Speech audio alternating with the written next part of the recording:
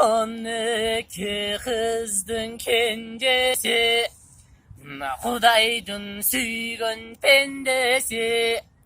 Atağının görü dünyü, mınno şondon eneken, hayranının kaneke, gelgenlerden kebuğup, 8 kan jurtun çoğulup, toy bere tekkende buğup, çoğu kellep toktoy, todoy bolgon kaneke, tay toruday budandın, gökölüp turban gökülün, gökcibek menden tüydeme, kulpungan sıyda kuyruğun, koşayı menden tüydeme, okuru tüygün ak nokta, tay torugan çak nokta, bışığın tandaval deme, içkenin yolun tötülüp, bu kardağın 8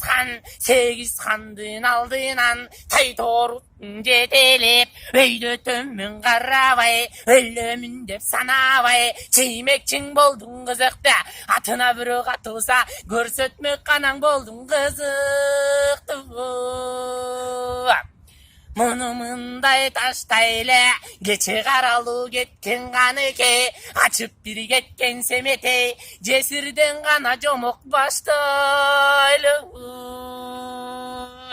Çığırığın immerip, manastan kalgan dürbünü, kin gözüne diverip, burramasın immerip, bu kuravıyla tiverip, budandın olsun burdele, hacalgan karşı baskanday, aykaşa turgan arstanday, gelecek attay torun altımı şattın sonunda, başın yerige salıptır, başkaçan çuruk kavalıptır, moynun yerige salıptır, bocosuz arı şalıptır, celgenin gelecek be, cetlen çuruk kalıptır, baskanına mal jetbe, başkaça çuruk kavalıptır, henkeytin alganda, kordun doğun torundun, helikte kolun sayılat, örgütar vergende, jal kuyruğun jayılat, talat gelgende, tamanı jeri sarsılay, kara bolu tozuk, gömüköyді kakkılay, haranda yolun açılıp, kanaralaşak köbük, omru çaçılat,